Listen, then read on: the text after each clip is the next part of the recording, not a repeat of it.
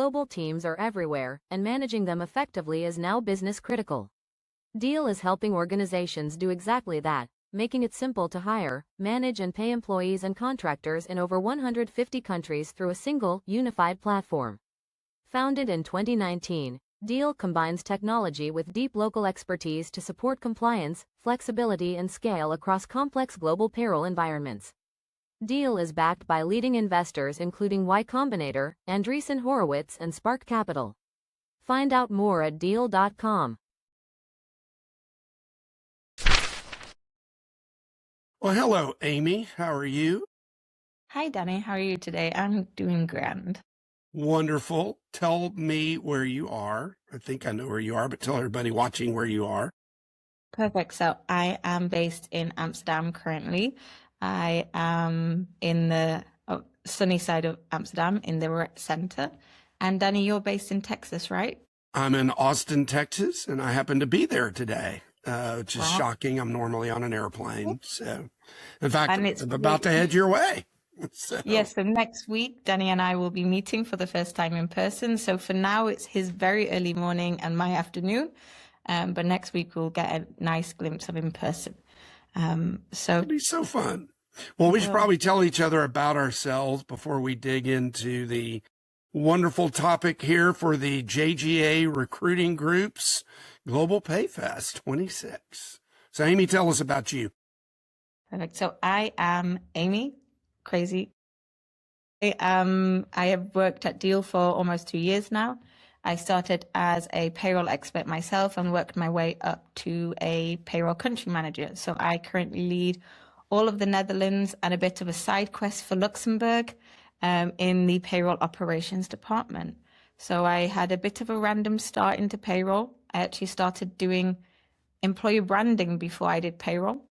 And I fell into it a few years back, and I've been here ever since. It's a love relationship, we'll call it that. And Love Danny, that. Tell me a bit about yourself. So I am the general manager for Global Payroll at Deel. And I fell into payroll about 7 years ago when I joined Safeguard Global. And then we got acquired, our global payroll division got acquired by Deel in March. So I've spent the last 7, almost 8 years now traveling the globe and figuring out this crazy world we call payroll. I can barely spell it now, I think, after about 8 years. I'm pretty close to that. So. And then you got taken by Deel, so I apologize in advance, but I hope you're enjoying the Deel speed and the Deel chaos that comes with it. Absolutely love it. Wouldn't have it any other way. We're building something crazy, but this is not a commercial for us. This is a conversation for all of you out there interested in really 2 of these topics. One is the Netherlands themselves, but the other is the hidden cost of payroll. So we're going to dive right into it, and we're going to flip the script, and Amy is going to go into a lot of fun stuff and then grill me on all the fun stuff that I see across the globe in the hidden cost of payroll. So over to you, Amy. Exactly. So you might be thinking the hidden cost of payroll, what the hell is this? So what are we even doing? What is the hidden cost? So there's so many layers to this. And what we thought would be a cool talking point today is actually get 2 perspectives. Clearly, I have been recently processing payroll turned leadership role. That gives me a completely different perspective from Danny, who's gone into a different world in a different way.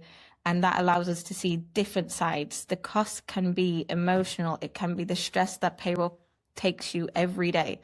It can also be the financial aspects for it. So I'll touch upon as well, what are the potential side effects of non-compliant payroll? Is it you actually losing money as an employee or an employer? What are things that actually a good global payroll software can actually advise you on and support you within it? So that's a lot of information.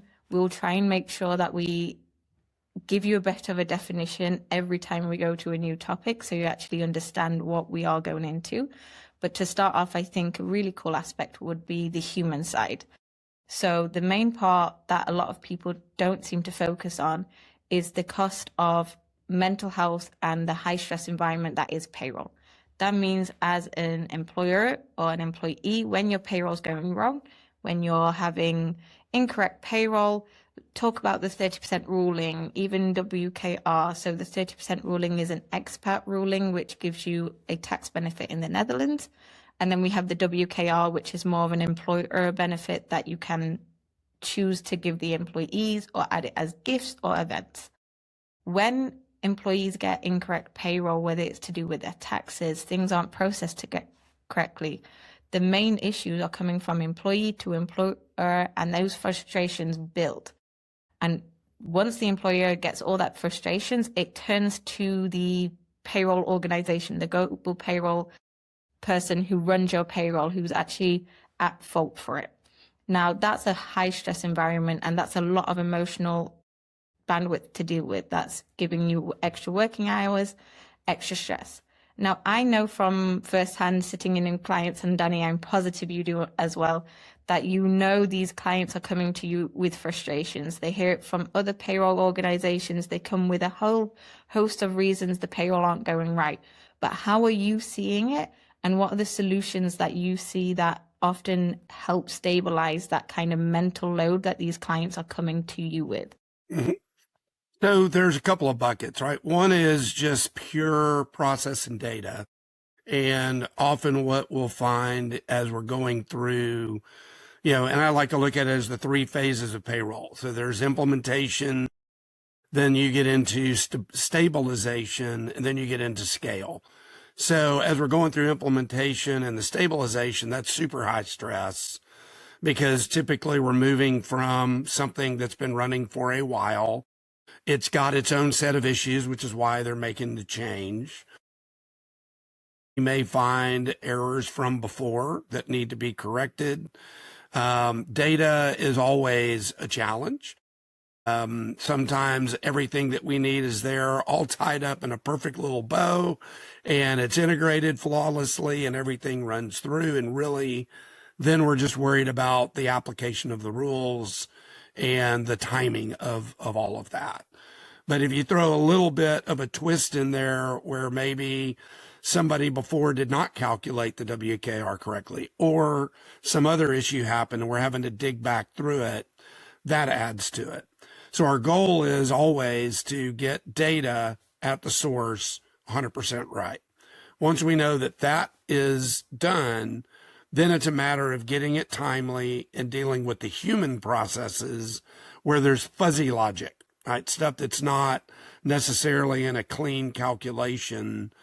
In fact, I just put a post up the other day jokingly about evaluated time.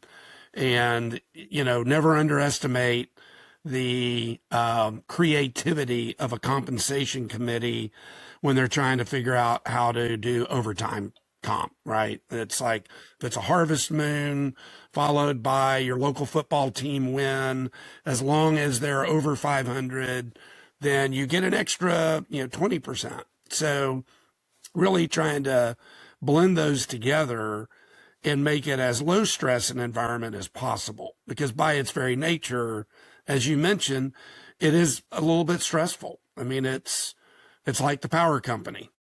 We rarely get thanked when it goes right, but boy, do everything happen when it goes wrong.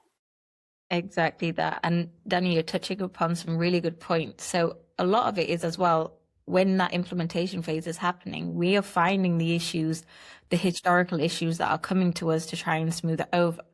So Danny, what do you think is really the difference between a successfully implemented payroll and something that's successful live, even on a cost perspective of it's compliant, it's also emotionally stable enough that you as a employer can trust it? So how are you feeling that? What's the key aspect? What's the missing link? So what's the thing that will make sure that the payroll, or as much as we can, makes it stable? So it's the depth of discovery, always and forever. So during the sales process and the layers that you go through, when you're understanding what the situation is, the way the different rules apply, and it's also doing what I like to call going back to beginner mind. Because often if you get two experts talking to each other, they talk in such shorthand that they miss context. And so somebody may misinterpret it one way when someone meant it a different way. So the ability to take it, get it in writing, and then come back to it and revisit it. Are we sure about this? Does this impact anything else downstream? Is there anything special that this company may do for their own people that's not necessarily statutory? Which a lot of companies do. They'll take whatever the basic laws are or the laws prescribe, and they'll do more for their employees. So digging that out and understanding what impact it has is critical. And then it's test, right? Test, parallel, make sure that we've got what we've got. If there's a discrepancy, is it acceptable? Is it known? Is it defined? Or is it a question mark? And then in order to do that, a lot of times you need time. You need to have the time to have a couple of iterations of conversations around a topic. Because often the folks who've lived it, on our client side for 20 years, they've done it the same way. They may not understand all the components of it until you break it back down to more of a first principles basis and ask why. Why do you do it? How does this work? How does that fit with the law? Does that fit with the law? Is there a conflict, or is it better than? And anytime it's better than, that's always a great case for the employees. That's for sure. I think another point that I want to touch upon from it is that basis of, is it the statutory amount or above?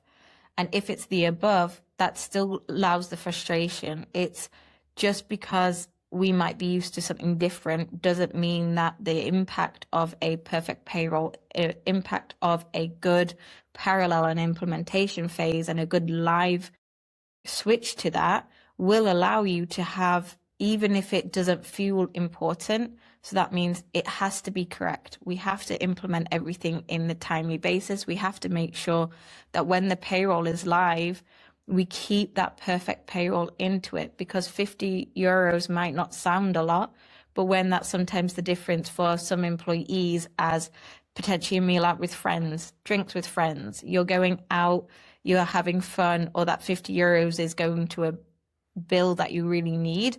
It's really key that we're making sure that not only from every level, from the sales pitch to the implementation to actually when the payroll is live, that we are catching everything and making sure that the experience is good.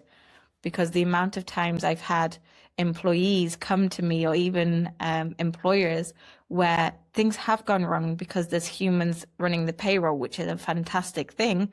But when those human mistakes happen, you have to take them seriously and understand that the effect it has is on their livelihood. For us, we might be doing our job, but for them, the work we're doing is affecting their day to day. That means €50 less. We can't say, hey, we'll pay it out next month. Have fun.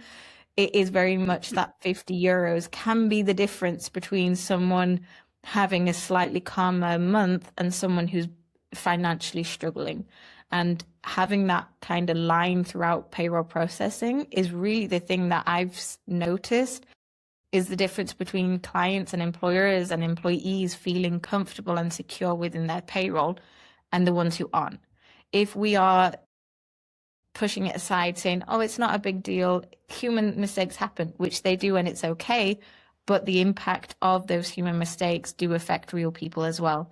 And that financial strain onto it is often putting them in a lot of emotional turmoil. And then the employers come to us, and there's a lot of fun conversations around that, where when especially they've had bad experiences in the past, whether they're coming from us from a different payroll software and they're coming to us and that we're finding these issues in the implementation stage, how we handle that and how we keep human and how we keep sitting them down, simplifying it, like you mentioned, Danny, where we're actually speaking to them at their level, where they understand. We come to meet them, allows us to create a lot of protection and structure around their payroll, which they might not have had before.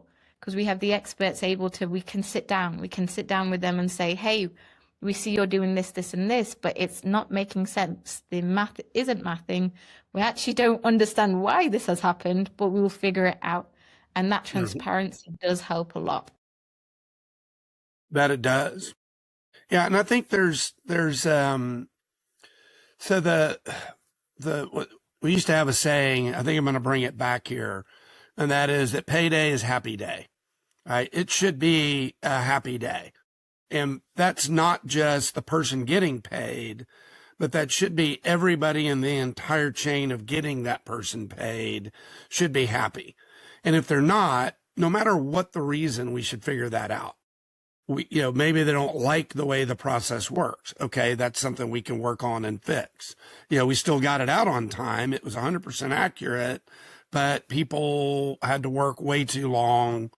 It was too stressful, too many manual processes, So that constant drumbeat of how do we make it better? How do we make everyone in the entire chain happier is really important to me, because if we keep that focus, then we don't just stop with the person who got paid being happy.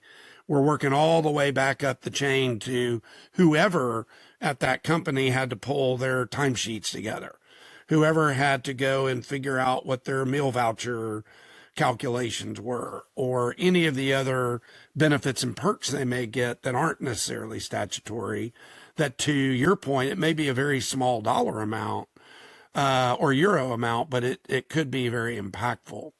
So that's the fun part for me is, I don't ever want to shy away when something goes wrong. We need to dive in, figure out what happened. How do we correct it? Was it truly a one-off, or do we have something else process-wise or data-wise that needs to be fixed? Yeah, and you're raising some valid points, especially with the data points and the actual processing. So it can be the fact that the term I've actually heard a lot in payroll is that we're like ducks, where we look calm on the surface, but on the bottom of it, we're like pedaling our feet a million miles an hour, trying to stay afloat. That's the saying I've heard for payroll, where we look calm, but we've got a lot of eggs in our basket. We are handling many plates at once, but we're looking calm. So clients can come to us, employees can come to us, and we look calm, even if we are panicked or even if we feel like there's a lot going on in the background. And that's what you're almost suggesting as well, where if the employees got paid, but the whole process of it caused the people processing, our payroll experts, our processors, to be stressed and overwhelmed because it was manual, because it was stressful the whole time. They worked late, they worked weekends. Then there is still not happiness. There's still a missing cost. There's still overtime happening. There's still something that's not going quite right. And we can't just focus on the one element of people got paid, everyone's happy, because the majority of payroll processors might feel like that was a tough month. That didn't go as well as I wanted it to. There were mistakes. It wasn't where I wanted it to get to. And making sure you have that time to focus on it, as well as for a payroll processing point, is how we really get the improvement. The quicker they are, the more accurate they are, the more they enjoy their actual role, means that the quality of the actual output ends up getting significantly better. So not only are the employees happy when they get paid, the actual payroll processors are starting to feel more relaxed. They start to enjoy the actual process of payroll processing, which sounds crazy to a lot of people, but I promise a lot of my PRMs, my payroll experts, they really do enjoy payroll processing. But it is that balance. We live in a day and age of there's so much noise. Think about your social media. Think about even LinkedIn. Think about all your social medias that you're scrolling every day of things you need to be doing better. Should you use AI? Should you use this? How do we make things less manual? And then you go into work. And in work, there's a lot of noise around it all, and you're just trying to do your job. And then, yes, you're happy that the employees got paid, but what can we actually do on a whole to support the processes, to support the cost of the processes losing their time, making sure that they're not overworked, making sure that they're able to adapt to certain things, whether that is integrating automations, whether it is creating these certain API links between softwares. And APIs, for simple terms, is just a connection between one software to another. And that will allow us to feed data to and from. Certain things like that can not only help the employers with easier payroll processing on their end, but the actual processes when we're doing in-house work, those APIs, those automations, even if we talk about AI a little bit, all of that can aid to it, but doesn't stop the fact that a little human touch goes a long way with all the stress, with all the frustrations of everything. Because sadly, even when things go wrong and we can build out an automation and make it as automated as possible, when things do go wrong, that human touch is the difference between someone being enjoying the situation, enjoying the payroll processing, trusting the processes as well. So that trust that an employer and the global payroll provider have together, that's the difference to a successful business partnership. That is something that really is key in terms of how do we actually make them enjoy payroll as much as we can, get non-payroll experts to enjoy payroll, which sounds an odd sentence, but I promise you I have spoken to many employers who actually end up enjoying payroll and enjoying and seeing the fun side of it. But again, we go back to the duck looking calm while their feet are pedaling so fast. They are. Well, since you mentioned the favorite term from everybody these days, AI, which I don't know if you've seen forget whose ad it is. It may be PwC's, where the guy's just up at a presentation, just always just doing is saying AI, AI, AI, AI, AI, AI. Just the whole thing is all that. So, what has always intrigued me about payroll, I think what drew me to it, was if I look at what I like to do in my past life is solve very large, complex, global problems. It's always been fun to do. And thought I had done that. The most complex of that, solving a global music royalty calculation engine in my previous company, until I met payroll. And then I went, oh, wow, this is hard. This stuff is not easy. And, I think when we think about the hidden cost of payroll, right? And as you mentioned, it's not just the financial cost, it's the human experience cost around that. When I look at it kind of stem to stern, often what I'll do is when we're talking about it, we'll find that someone who's evaluating, do I change to a global model? What do what's the real benefit of it? They're looking only at the hard benefits. They're only looking at, well, I pay this much per pay slip or per employee today. How much are you going to save me on that? Right. And while there's savings there's also the broader scope of it in terms of, if they're doing it in-house, the cost of maintaining their software, cost of updating reporting. We've got all the stuff coming out now with the EU pay transparency. We're going to have, auditability across multiple systems that's hitting, I think, in 28. All of that now is a cost that the payroll person doesn't necessarily incur, but that company incurs on behalf of payroll. So you now throw AI in the mix, where everybody thinks they can go vibe code their entire ERP in a weekend, right? And what I've learned about it is, because I have gone out and vibe coded some fun stuff, because I used to do that way back, is everybody can get the happy path that we would call it in the systems world. Anybody can do the happy path. It's what happens if you now deviate from the happy path. What if there's an error? What if there's some kind of a dropout that can't be handled? There's an exception, all of that fun stuff. And what you learn very quickly is that 90% of all code ever written was to handle errors and exceptions, not to handle the happy path. I'm kind of curious, as you're looking around at what you're doing, because there's a big push on AI. What we know AI can't do yet is actually calculate payroll, because it's a predictability engine, not a deterministic engine, and math just works fine for payroll. But what are you seeing, and how are you looking at that coming in to help defray some of the issues that you'd mentioned, whether it's time or it's just expense. Are you seeing any benefits from it yet? For sure. There's definitely some benefits to it, but I'm cautious with it. I won't lie. So I've been on the AI race. I do a lot with it. I try and incorporate it a lot for my team to make sure that they can get the best of the automations. We can build certain things to help them. But there's always a but with AI. There's always we can get it to here, but not yet here.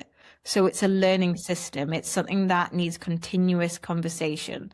So we need to continuously use an AI, continuously talk to it. And while it is useful for short-term solutions, it's not there for the long term. I know in the future, we really want to do a zero-touch payroll where AI is able to build a full end-to-end process. But again, you're missing an aspect to it. And with that, there's risks with it that for me at the moment with AI, we're not there yet. We need to really focus on making sure it's stable, it is able to adapt, it's able to pull it for an exceptional case, it's able to handle certain things. We can train it and talk to it and try and get it to the level, but it's just not there yet. Everything I've seen so far, and maybe not everything, because I've definitely not seen everything, it's not perfect yet. And I think with payroll, for me, the most important thing is that we make it as perfect as possible. And for me, the risk of incorporating AI at the moment, it's a fun tool to use. It's really cool to incorporate and build things, but it's not something that I yet fully trust with payroll because it will be the future. We can already see it will be the future, but it's not there yet. And I would prefer my payrolls to stay very stable and us building things in the back ends to support the team than go straight forward for it. So I'm a bit more reserved into it, I think. I used to be one of the forefronts being like, hey, let's everything AI. And then I saw the negative side of it where there are major perks. It cuts down on time. It really does help the whole team. But when it goes wrong, it goes really wrong. And then the area and expertise you need to fix what went wrong tends to take more time than if someone did it. I spoke to a lady in Deel yesterday, and they actually mentioned AI was doing a task that took an individual 1 minute to do, but AI took 5 minutes. Yeah.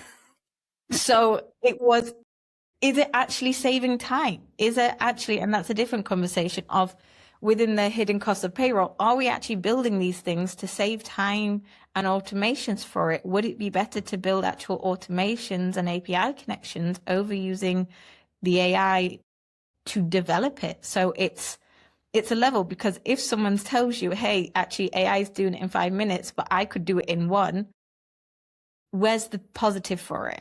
Yes, you don't need to click a button, but is actually work being saved for it?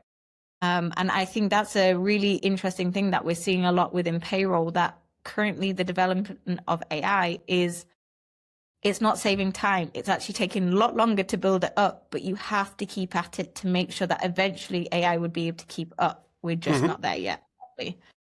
So, and it will add more cost. Well, so the interesting thing that I've seen, and it's more of a human behavior and psychology, is if I have to do something manually and it's repetitive and I know it's not real value add, I don't want to do it, right? Just in general, I'd rather this be automated away. So until somebody tries to automate it away, that is going to stick with you and you're going to get irritated every time you have to do that, right? Exactly. And then, so it's almost like you have to go through on a first principles basis. Well, now let's go and apply this thing to it. So now all of a sudden you apply it, and I'm sure you've heard the term Rube Goldberg contraption, which is, this windy long. See, yeah, okay, you're Gen Z there versus the I don't even know what I am. I think I'm a millennial, barely on the cusp there. You millennial. So go and look that up. So basically a Rube Goldberg contraption is a very complicated system to do a very simple thing. Like walk Yeah. over and turn the light switch off. Yeah. A guy's in bed and he drops some marble in a thing and it winds around and Okay. Yeah. around and it kicks over things and moves things and falls over dominoes, just turn the light switch off. So, but you have to go through the process of trying to fix it and then say, oh, well, wait a minute, that's now costing me more time. So the psychological cost of me now doing that 1 minute task has lessened. It's a lot calmer because I sit there and go, okay, I tried to fix it. I couldn't. Now I'll have to live with it versus sitting there every time I do it going, there's got to be a better way, got to be a better way, got to be a better way. So I think those hidden costs that kind of creep around everywhere are those where you then have to identify, okay, maybe it takes 5 minutes today because that human probably took 20 minutes the first time they learned how to do that step. If I keep training it, is it going to go from 5 to a minute to seconds? Or is it something that may take longer, but I can kick it off and now I no longer have to do it. I can go do something else. And think about it. There's billions of those trade-offs happening right now across every company in the world where somebody's looking at, do I not, do I do this, do I not? I think it's fascinating. It's so much fun to watch. It is, because it's what we're saying. You have to keep on it, keep training it, keep developing it to allow it to be useful, or even with the trade-off. So yeah, it might take 5 minutes, but it's still off your task load of something repetitive. Or if you still have to do it, it feels less bad because you've tried it. And I think with the current day's technology and the access to everything, you are able to try and solve it. So the ability to solve something isn't limited to now just us having to message engineers or product to be like, hey, please help me with this. It allows us to actually go forward and develop it ourselves. So if there is a task we hate, why are we waiting? We can actually Wallace and Gromit it, and really make sure that we've created something without waiting. And I think that's the key part of AI usage and automations, where it's that need to try, and it's that need to try and improve it. And once you've done that, any task you're doing does feel a lot better for it. But it's also, where do you start? Do you start at the smallest task? Do you start at the biggest task? Do you do the hardest thing first and then work your way down? Or do you try and find the happy middle for it? But that's definitely a processing part of the conversation.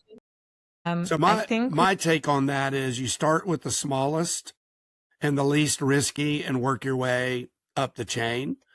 Because like you said, it's learning and we're learning at the same time. And the yin and the yang with payroll is, payroll just got to be right, period. I was having this conversation with one of our board members. And I asked him, I said, if AI today could take something that you've got people doing and get it, 85, 90% of what they can do, get it there, would you be happy? He's like, I'd be ecstatic. I said, yeah, we would be out of business. If we were 85%, 90% accurate on our payrolls, we would no longer be doing people's payrolls. Kind of, he goes, oh, I didn't. Yeah, you're right. I was like, yeah, it's not, are we going to try to automate a report to go to the CFO and maybe it shows up with a bunch of weird stuff in it? Are we going to pay those 500 people sitting there in Amsterdam exactly right, exactly on time, or not? It's binary. He's like, yeah, okay, yeah, be cautious then. Definitely. And it's like, okay. Then imagine the scale of it. So to scale that up as well, to scale that training and make sure that it's zero touch, it's accurate. And then when and if it goes wrong, then it needs to be able to adapt and train to it, because unfortunately it won't then have a conversation with the client. It won't then have a conversation with an employee to discuss it all. So it is very much, I think we are in agreement with that. You need to tread very carefully with it, but it is definitely going to be a thing that's in the future, that's going to be adapted, that's going to be used, and going to be the difference between a lot of payrolls where you can scale it up, but in a very controlled environment. Right. So I'm curious on kind of keeping with the theme of the hidden cost piece, how often do you get requests to create something new for your clients to use, where they need a new output, they need a new report, they need something because somebody has now asked a question on their side that they didn't have the answers to before? I won't lie, it's surprisingly often.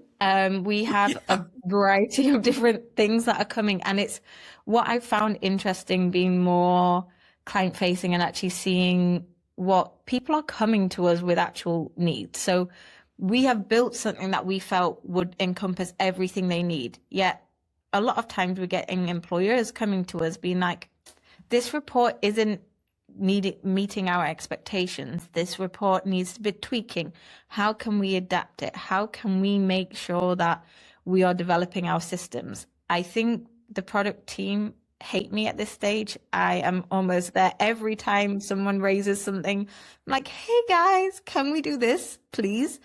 Oftentimes I've never been told no, and we've managed to get it in. But that process is once a client reaches out to us and says, hey, we need this kind of report. We would like to build this thing. Is that even a possibility? We are able to say yes. We are able to see, okay, let's build it. But the time it takes to build it is then the expectation of, we've got 3 months. We need to try and build it. We need to have all hands on deck to get this out. But I've only ever seen positives come out of it. Luckily, we are able to adapt to those kind of needs. There are occasions where we have to really say no, but many clients, they don't have, and this is with a lot of global payroll services, there's not a one size fit all. We can't just give them one report. We can't just give them one section and say, hey, this fits. You have to make your data, your specialized data, your individual data for your employees, whether it is you have people in prison, because if they're in prison, we technically still need to have them on the payroll. If they've got 30% rulings, if they've got even certain benefits or entitlements that our reports aren't allowing for it, we need to build our systems to adapt to the exceptions, to adapt to what it is. Otherwise, you've not cut down on any time. So if we didn't build what we have, and the client comes to us saying, hey, I need to submit the time off data, and they actually still submit it as a manual report that they've created and they're not using the software, then the software isn't where we need it to be, and we need to be going to product and developing it. So I'm always and probably again, the product team definitely hate me, but I am definitely a big supporter of it's not one size fits all. We cannot expect that clients need to fit into and squish them into the reports and the global payroll reports and hope that we process it right. The more we can automate and build into the product, the more we can actually create extra automations outside. If we're making exceptions or we can't do it, then for me, I've always said to the team, it needs to be a really good reason why we can't. If they give me it, I will leave it. But a lot of the times we've not tried. And if they've not tried, I always say, we need to try. We need to at least see, and Danny, this is going back to what you said, is you need to at least try for the client, for the experience of payroll, that we've adapted the reports, that we've actually given them something that's usable or supportive. I always say payroll needs to be simple.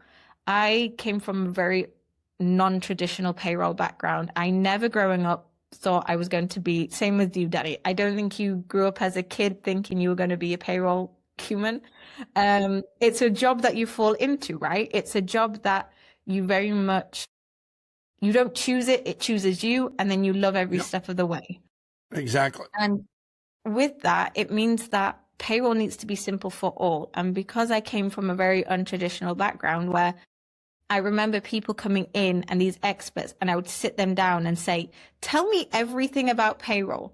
I was, again, a really enthusiastic human. I was like, sit you down, tell me everything I need to know. And I would do that. I was forcing them to sit with me, teach me it so that I could get the knowledge and get the understanding. But not everyone has that personality. So whether it is reports that need to be adapted from clients, whether it is also just educating the clients themselves. A lot of the times, the difference between a good global payroll where you've just paid the employees and something great is the fact that you're able to educate and simplify your payroll. And by that, I mean anyone, including a kid, well, relatively a kid, anyone with no payroll background should be able to understand what we talk about and what we say. Anyone should be able to process payroll. It shouldn't be so scary, so complicated that you can't say, hey, have a go. And what we do a lot of the times with payroll that makes it different from a good payroll where you just get paid to a great payroll is the education part to it. So not only are we building reports on product to develop it, but it's also educating the clients and the employees.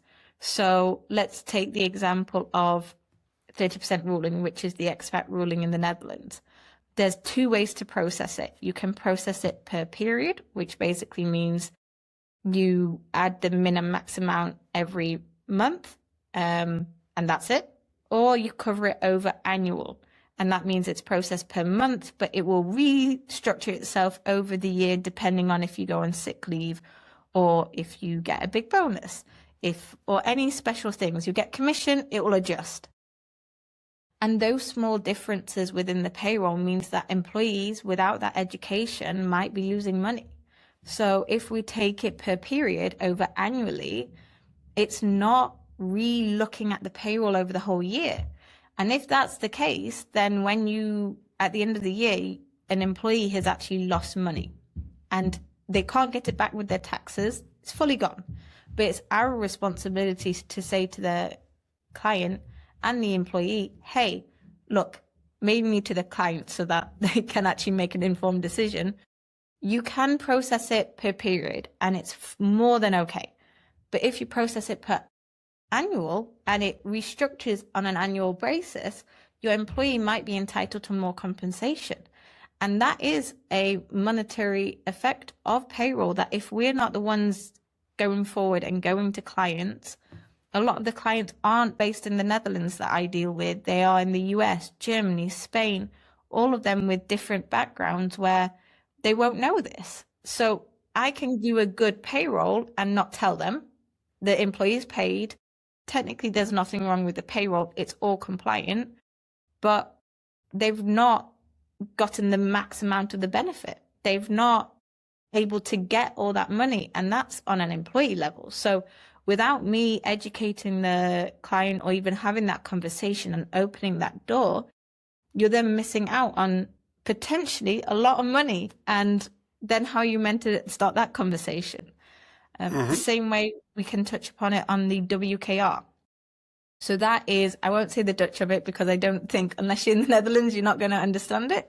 But it's a benefit where employers get a certain amount of tax-free money every year. So they can actually spend this on gifts for their employees. So in the Netherlands, we have a Christmas box every year, or for a lot of clients, we have a Christmas box, and they can use that money tax-free for their parties, for their gifts, for even travel allowance, for working from home allowance. And that is a benefit that a lot of clients are missing out if they aren't Dutch based. If they're coming to us from a global background and all of a sudden they're saying, this is how I run payroll, but they're actually entitled to a large sum of tax-free money that no one's told them about. No one's told them about the 30% ruling. No one's told them about the WKR. And all of a sudden they have they've not lost anything technically because they didn't know, but it's the difference between a client coming to us, trusting us, and us giving that space to educate them and develop that knowledge. Because right now I've seen a lot of people coming to us or transitioning to our global payroll, and their biggest frustrations are they don't know what they don't know. So they've lost all this money for the WKR that they get every month. They've lost the 30% ruling money. They've lost the research and development fund that reduces their taxes. They've lost all those opportunities to claw back some money from the tax authorities and all of this fun stuff because the education was there, because someone had decided for them that all they were going to do was process payroll and not use it as a hey, we're processing it, but actually we can make this better for you. That, yeah, you might be processing it at the statutory level or even above, but are you actually aware of all the things you can actually do in payroll in the Netherlands? Because that is really the difference between the human stress side of it plus the actual losing money as an employer because you're not actually maxing out your benefits. You've Right. not researched, you don't know what you don't know. So there's no way that, Danny, if you started a business in the Netherlands and you had no knowledge and you came to us and was like, I want to start it, I don't know how. And if we're not telling you these things to help you, you've just almost made your life a lot harder. And we've just watched you make your life harder. And it's that active participation within to payroll that's really key. And that active participation is something that will change something from you're losing a lot of time, stress, money, investment into something to actually making your payroll stress-free, very simple. Payroll can always be complicated if someone wants to make it complicated, but we can always strip it back to the bare bones. But Danny, I know that you've definitely had probably instances where people have come to you. What do you find on the compliance side of it? So I know I touched upon loads of legislation, but let's say you have a client going to you for compliance purposes where things are actually missing in their payroll. How do you find the difference of how people are handling it? So I'm sure you've seen a lot of times where it was handled maybe not as well as other times. So how do you see the differences between it and the repercussions or the effects of it? So that's a multi-layered question. It's a loaded question as well. So the first thing I want to do is just echo what you just said about the localization part of benefits and other things that are hyper local to a given country. Because I see that repeatedly across many clients in many countries where, particularly if they're US centric, they don't understand that there are all these things available for their people. And in many cases, it will cost them financially less as an employer to give more to their employees if they use the proper government program to do it. So, there's thousands of examples, meal vouchers, health benefits, things like that. And to your point, it's not only is it a hidden cost because they didn't know that they didn't know it, and therefore they couldn't take advantage of it. It's also a hidden cost of your ability to attract talent, because people in every country expect a normalized compensation package. Like in the Netherlands, if you are a salesperson, it's expected you get a company car. Yeah, we don't do that in the US. Nobody gets a company car. So a lot of times you'll see people go, wait, what? I gotta give them a car? Like, okay, we'll give them the cheapest car out there. It's like, well, be careful. Because if they're, senior salesperson, you don't want them rolling up in a Yugo. They got to roll up in a high end car because that's your company image. That's their image. It's the game that's played. So that to me is like this fascinating part of the hidden cost. And a relatively easy one for companies to adjust to once they learn it. Now, the compliance side, that's completely different, right? Because one of the things we don't do, because there are highly specialized people who do it, is give tax advice. That's just, we don't.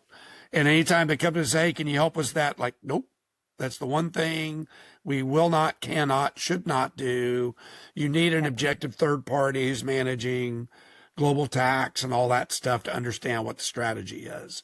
But then when they get into it, especially if they were smaller and then grew and wound up staying in the same kind of infrastructure for a while, oftentimes we'll wind up with one of those conversations about, you're now over X employees in this country.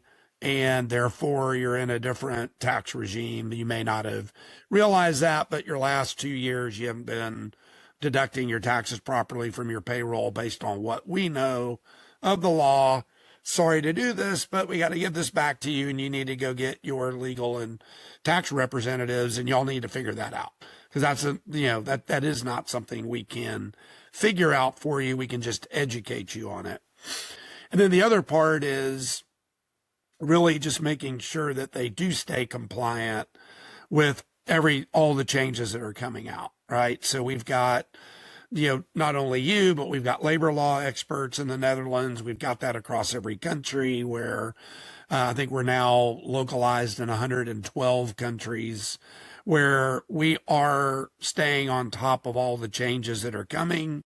But it's really primarily labor law, right? There could definitely be some other corporate tax law that can intersect that, which is why we don't play that role of the overall tax piece.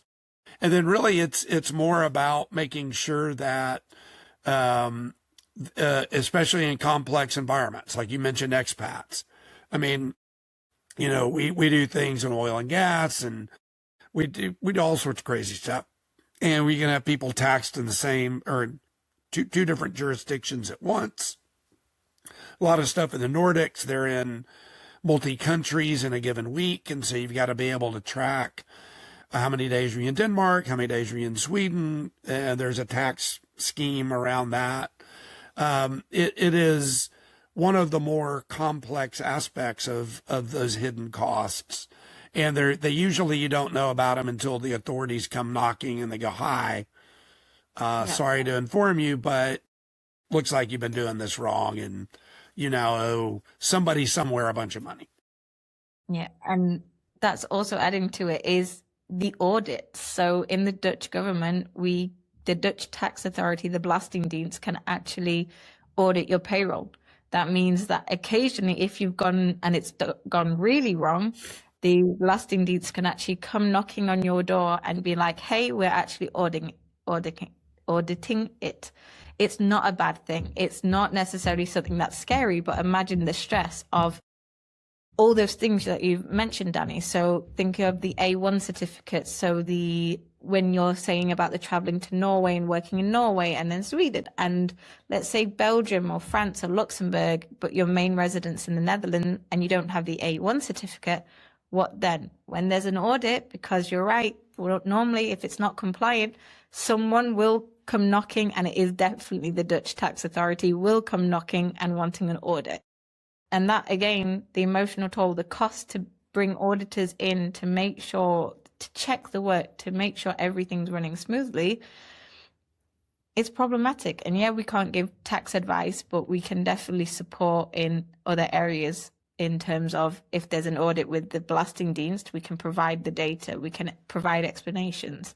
If for the A1 certificates or car, especially because Danny, you definitely touched on a good thing of the benefits, especially when you're trying to create talent. If you're only processing the bare minimum, how are you retaining and keeping the talent? If you're clueless on it, if you have no idea what the standard process is, also from a compliance perspective, you're missing out on so much talent. You're missing out on potentially making your business far more successful if you have even an inkling of what's actually the standard in the Netherlands or what's actually needed for it to not only have a successful employee, but also making sure that the Belastingdienst, Dutch tax authority, don't come knocking at your door and being like, hey, this is not compliant, please.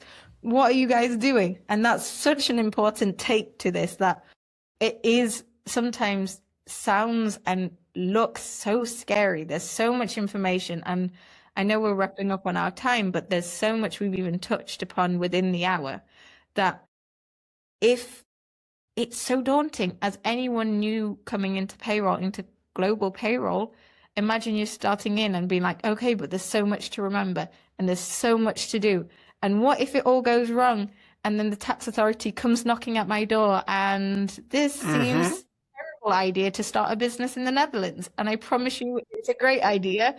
And you definitely should do that if you're business minded, but there's nuances to it. And again, if you can find a place where within Global Payroll, you get that extra layer of support, you get that extra layer of TLC and that human aspect to it, you've not only mitigated your stress and the overwhelmed for it, you actually can see how simple Dutch payroll is. And there's a lot of countries far more complex than the Netherlands. And I know there's a lot of specialized people out there who definitely are experts onto that. But especially for the Netherlands, that I can for sure speak on, payroll's simple. If you look at it with the right mindset, with the right support, even a Dutch tax authority audit shouldn't scare you, because you know you're doing everything compliant. You know you have all the documentation and the right support from payroll experts, from processors, from people within that can actually guide you and support you onto it. That maybe we can't give you tax advice, but we can surely help you with any other needs payroll related, whether it is leveling up your payroll, whether it is an audit that you are panicking over, whether it's the emotional stress of just processing payroll and happy that it's getting paid, or the emotional stress of things going wrong. There's so many layers to the cost of payroll that I think it only scratches the surface. It's the tip of the iceberg for it all. And I think that it's a really cool aspect that we're even able to talk about and discuss it, because this is how it changes.